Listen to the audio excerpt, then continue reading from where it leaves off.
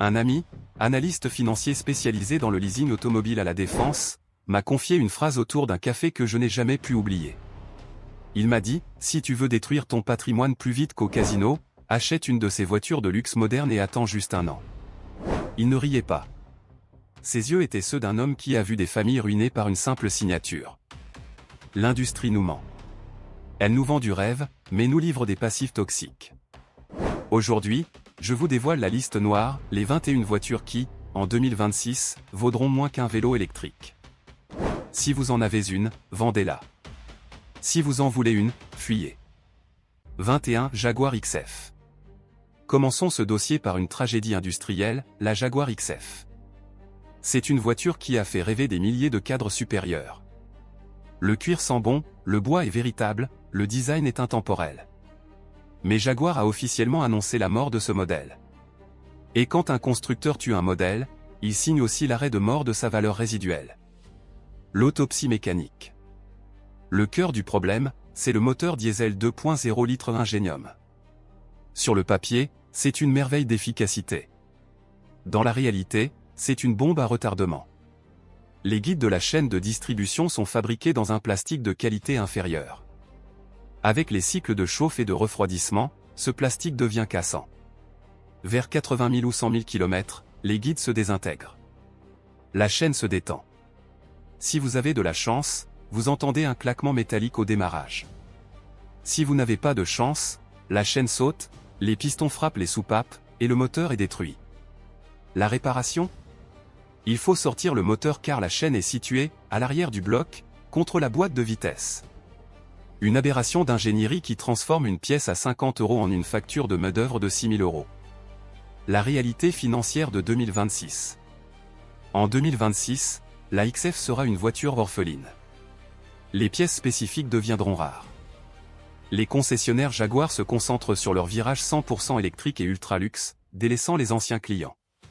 Une XF achetée 60 000 € ne vaudra même pas le prix de son remplacement moteur. C'est une beauté fatale. 20 Land Rover, Range Rover. Le roi des SUV. Le véhicule préféré de la reine d'Angleterre et des rappeurs américains. C'est le symbole ultime de la réussite. Mais demandez à n'importe quel chef d'atelier, c'est le client qu'il préfère, car il paie les vacances de toute l'équipe. Le cauchemar de la suspension pneumatique. Le confort légendaire du Range Rover repose sur des boudins d'air en caoutchouc. Le problème, c'est que Land Rover utilise un caoutchouc qui ne résiste pas au temps. Au bout de 4 ou 5 ans, des micro-fissures apparaissent. L'air s'échappe. Le compresseur d'air, qui est censé ne fonctionner que ponctuellement, se met alors à tourner en permanence pour compenser la fuite. Il surchauffe et grille. Résultat ? Vous retrouvez votre voiture un matin posée par terre, la carrosserie touchant les roues. Impossible de rouler. Facture moyenne, 2 000 € par essieu, plus 1 500 € de compresseur, plus la main-d'œuvre. Et cela arrive de manière cyclique. L'électronique en T. Mais ce n'est pas tout. Le faisceau électrique du Range Rover est d'une complexité inutile. Les propriétaires rapportent des écrans noirs, des sièges électriques qui avancent tout seuls et coincent le conducteur contre le volant, ou des coffres qui refusent de s'ouvrir. En 2026, un Range Rover de la génération actuelle sera hors garantie. Acheter ce véhicule d'occasion sera un suicide financier. Les assureurs commencent déjà à augmenter les primes ou à refuser la couverture panne mécanique sur ces modèles. Sa valeur va s'effondrer comme sa suspension. 19 Range Rover Evoque. L'Evoque a sauvé Land Rover de la faillite grâce à son design. Il a démocratisé le luxe. Mais il a aussi démocratisé la panne.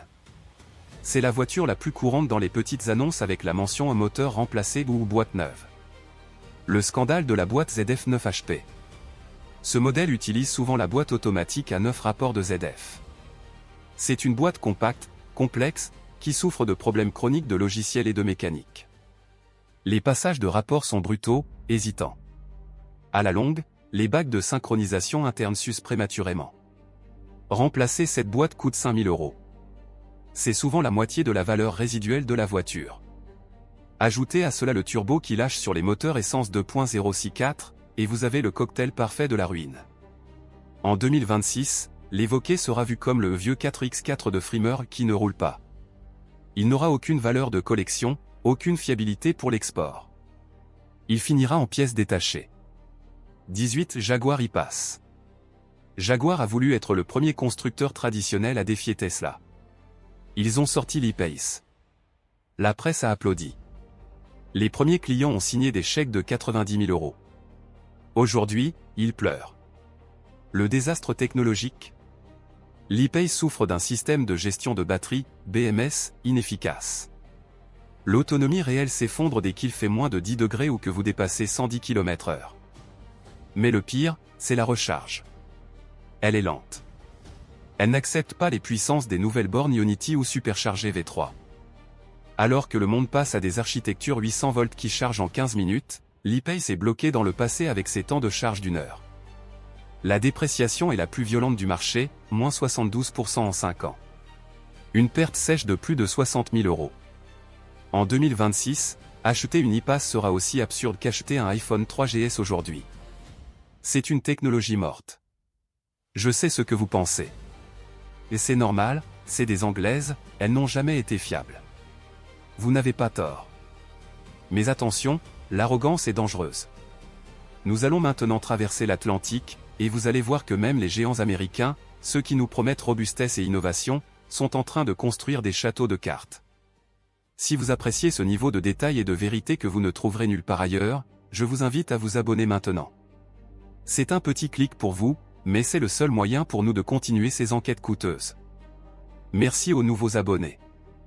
17 Lincoln Nautilus. Le Lincoln Nautilus est le symptôme d'une industrie malade. Lincoln essaie de nous vendre du luxe américain, mais ce n'est qu'un mirage. L'arnaque du rebadging. Enlevez le cuir, enlevez les chromes, enlevez le logo. Que reste-t-il? Un Ford Edge. Une voiture généraliste banale. Le problème, c'est que vous payez le prix Lincoln pour la fiabilité Ford. Les transmissions automatiques souffrent d'à-coups violents des 60 000 km. Le système d'infodivertissement 5 plante régulièrement. Mais le vrai drame est l'image. En Europe et même aux USA, Lincoln n'a plus aucune aura. C'est la voiture des flottes de location ou des retraités en Floride. La dépréciation est vertigineuse, moins 47% en 3 ans. En 2026, un Nautilus sera invendable car les pièces spécifiques de carrosserie seront dures à trouver, et personne ne voudra payer cher pour entretenir une fausse voiture de luxe. 16 Tesla Cybertruck. On ne peut pas parler de 2026 sans parler du Cybertruck. Elon Musk a promis une révolution indestructible. Il a livré un cauchemar logistique. Pourquoi ça ne vaut rien? Commençons par l'acier inoxydable. Tesla l'a vendu comme ne nécessitant aucun entretien. Faux. Le manuel d'utilisateur stipule qu'il faut nettoyer immédiatement toute fiente d'oiseau ou résine, sinon l'acier tache et corrode. Une voiture de chantier qu'il faut nettoyer avec un chiffon en microfibre? C'est une blague. Ensuite, la réparabilité. La carrosserie est ultra rigide. En cas de choc, elle ne se plie pas, elle transmet l'énergie au châssis. Si le châssis fissure, la voiture est épave. Les assureurs le savent. Les primes d'assurance pour le Cybertruck explosent déjà. En 2026, la hype sera passée. Il restera un véhicule immense, impossible à garer, qui rouille, qui est mal assemblé, et que personne ne voudra assurer. Ce sera le DeLorean du XXIe siècle, célèbre, mais nul. 15 Rivian R1T. Le Rivian R1T est une machine impressionnante. 800 chevaux, 4 moteurs. Mais c'est une voiture conçue par des ingénieurs de la Silicon Valley, pas par des carrossiers. Le défaut de conception à 30 000 $. Regardez l'arrière du véhicule. Le panneau de carrosserie part de l'arrière, remonte sur le toit et va jusqu'au pare-brise avant. C'est une seule pièce immense. Si vous reculez dans un poteau et que vous faites une bosse sur l'aile arrière, il faut découper la voiture, démonter l'intérieur, le ciel de toit, et ressouder une pièce géante. Coût moyen constaté aux USA, entre 30 000 et 40 000 $ pour une simple bosse. C'est de la folie pure. Une voiture d'aventure qui craint le moindre choc? En 2026, le marché de l'occasion sera terrifié par ses coûts. Rivian perd encore de l'argent sur chaque vente. Si la marque fait faillite, ces voitures vaudront zéro car il n'y aura plus de pièces. 14 Ford Mustang Mach-E. Ford a pris un risque énorme en appelant ce SUV Mustang. Ils ont parié sur l'héritage. Mais la mécanique ne suit pas. Les pannes critiques. Le Mach-E a un défaut majeur sur les contacteurs de la batterie haute tension. Lors d'une accélération forte ou d'une charge rapide, ils surchauffent et peuvent rester collés ou fondre. La voiture se met en sécurité, stop safely now. Vous êtes immobilisé. Autre problème, l'hiver. Les poignées de porte électroniques n'ont pas de mécanisme mécanique de secours accessible facilement. Si elles gèlent, vous restez dehors. La valeur de revente s'effondre car Ford a dû baisser le prix du neuf massivement pour écouler les stocks. Ceux qui ont payé le prix fort en 2023 ont déjà perdu 20 000 €. En 2026, ce sera juste un SUV électrique générique avec une fiabilité douteuse. 13 Tesla Model S. La Model S a lancé la révolution. Mais les révolutions mangent leurs enfants. Les anciens modèles de Model S sont aujourd'hui des pièges financiers mortels. L'obsolescence technique. Les moteurs arrière des premières générations ont des défauts d'étanchéité au niveau du joint SPI. Le liquide de refroidissement entre dans le moteur et le détruit. Les écrans centraux ont une puce mémoire eMMC qui sature et meurt, tuant l'écran. Mais le pire, c'est la batterie. Une batterie de Model S hors garantie coûte 20 000 € à remplacer. Or, une Model S de 2014 vaut à peine 20 000 €. Dès que la batterie montre des signes de fatigue, la valeur de la voiture tombe mathématiquement à zéro. C'est une équation brutale. En 2026, posséder une vieille Tesla sera un luxe que seuls les bricoleurs de génie pourront se permettre. 12 Infiniti QX80. L'Infiniti QX80 n'a aucune raison d'exister en 2025. C'est un véhicule conçu avec la mentalité de 1990. L'anachronisme. V8 atmosphérique de 5,6 litres. Consommation réelle, 22 litres au 100 km. Avec les zones à faibles émissions et le prix du carburant qui ne cessera d'augmenter, ce véhicule est un paria. Son système technologique est obsolète, graphisme pixelisé, pas de conduite autonome avancée. Il n'offre rien que la concurrence ne fasse pas mieux. En 2026, ce sera invendable. Même pour l'export, c'est compliqué car les taxes douanières sur les gros moteurs explosent partout dans le monde. C'est un actif échoué. 11 Nissan Leaf. La Nissan Leaf a démocratisé l'électrique. Mais Nissan a fait une erreur d'ingénierie impardonnable pour économiser des coûts, le refroidissement par air. La chimie de la mort. Une batterie lithium-ion est comme un humain, elle aime être à 20 à 25 degrés. Au-delà de 40 degrés, elle souffre. Lors de la charge rapide, la batterie chauffe. En roulant, elle chauffe. Sans refroidissement liquide pour évacuer cette chaleur, les cellules se dégradent chimiquement de manière irréversible. C'est le Rapid-Gate. Une Leaf de 5 ans utilisée dans un climat chaud peut avoir perdu 40% de son autonomie. Une voiture électrique qui ne fait que 100 km n'a aucune valeur marchande. C'est une voiturette de golf de luxe. En 2026, les cases seront pleines de Leaf aux batteries mortes. 10 Mazda CX-90. Mazda est une marque que j'aime d'habitude. Mais avec le CX-90, ils ont péché par orgueil. Ils ont voulu attaquer BMW sur son terrain. Le problème du premium. Ils ont mis une suspension ultra rigide pour donner un comportement sportif. Mais sur un SUV familial de 2 tonnes, c'est insupportable au quotidien. Les passagers sont secoués. De plus, leur nouveau moteur 6 cylindres en ligne est une usine à gaz technologique. Les premiers modèles souffrent de nombreux rappels logiciels. Le marché a parlé, les ventes s'effondrent, les stocks s'accumulent. La décote est brutale. Pourquoi payer le prix d'une BMW pour une Mazda qui n'est pas confortable? En 2026, ce sera une voiture rare, mal aimée et difficile à revendre. 9 Polestar 2. Polestar, la branche performance de Volvo. Design scandinave, promesses écologiques. Mais une dépendance totale à Google Automotive. Le cauchemar du TCAM. Le module TCAM est la bête noire des propriétaires. C'est lui qui gère le GPS, la 4G, les clés numériques. Il tombe en panne constamment. La voiture devient une brique. Plus de GPS, plus de musique, parfois impossible de déverrouiller. De plus, Tesla a tué la Polestar 2 en baissant massivement les prix de la Model 3. Polestar n'a pas pu suivre. La valeur résiduelle a fondu. En 2026, ce sera une voiture électrique orpheline technologiquement, avec un logiciel lourd et une autonomie moyenne. 8. Maserati Ghibli. La Maserati Ghibli est la plus grande arnaque du luxe moderne. C'est une voiture conçue pour impressionner ceux qui ne connaissent rien aux voitures. L'ingénierie de poubelle. Stellantis a pioché dans la banque d'organes de Chrysler. Les boutons, les commodos, l'écran, tout vient de voitures bas de gamme américaines. Payer 80 000 € pour l'intérieur d'une Dodge Dart, c'est insultant. Mécaniquement, c'est fragile. Électriquement, c'est un désastre. C'est la voiture qui se déprécie le plus vite au monde. Moins 60% en 4 ans. En 2026, les Ghibli seront entre les mains de 4e ou 5e propriétaires qui n'auront pas les moyens de les entretenir. Elles finiront à la casse pour des pannes électroniques mineures que personne ne saura réparer. 7. Alfa Romeo Tonale. Alfa Romeo nous vend de la passion. La Tonale devait être le renouveau. C'est un échec de fiabilité. Le bêta-test client. La voiture a été lancée trop vite. Le logiciel n'était pas fini. Les propriétaires sont des bêta-testeurs involontaires.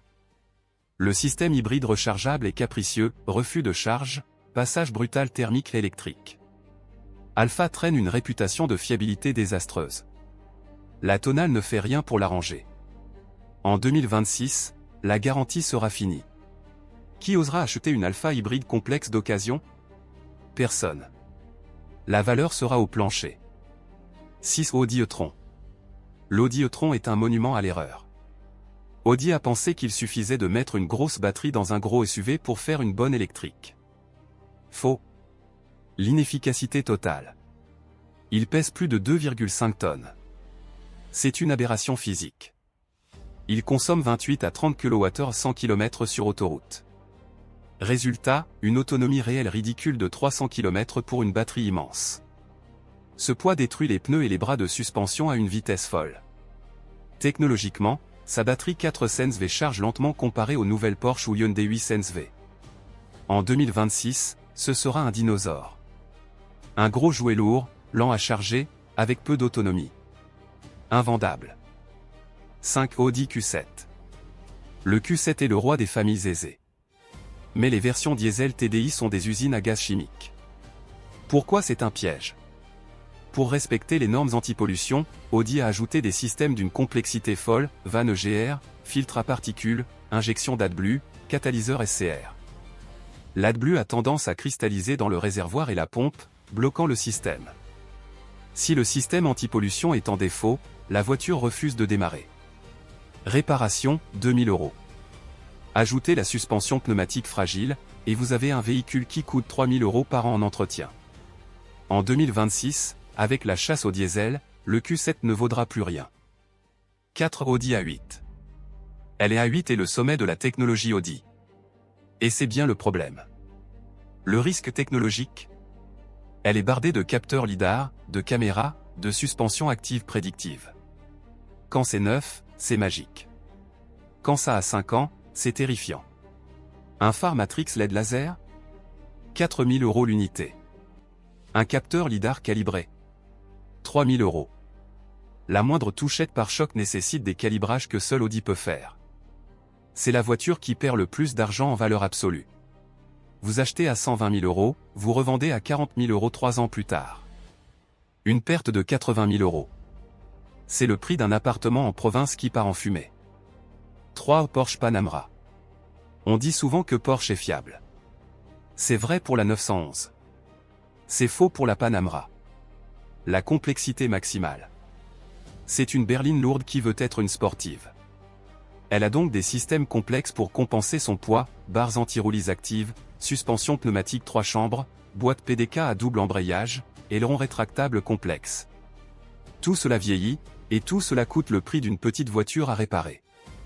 Les freins carbone céramique coûtent 10 000 € à changer. En 2026, les Panamera d'occasion seront des pièges. Le moteur V8 est solide, mais tout ce qu'il y a autour va vous ruiner. 2. BMW série 7. BMW a pris un risque énorme avec le design de la nouvelle série 7. Trop gros, trop agressif, trop m'as-tu vu. L'électronique de trop. L'écran de cinéma qui descend du plafond pour les passagers arrière? C'est impressionnant. Mais c'est un mécanisme motorisé complexe. S'il casse en position basse, vous ne voyez plus rien dans le rétro. Les portes automatiques qui s'ouvrent seules? Des moteurs électriques inutiles qui vont tomber en panne. Les mécaniciens indépendants détestent ces voitures. Il faut démonter la moitié de l'habitacle pour accéder au module de contrôle. En 2026, ce sera un cauchemar électronique que les gens fuiront. Un Mercedes Classe S. Nous y sommes.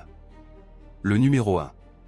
La Mercedes Classe S, la meilleure voiture du monde selon le marketing. Pourquoi est-elle en tête de cette liste noire? Parce que la chute est vertigineuse.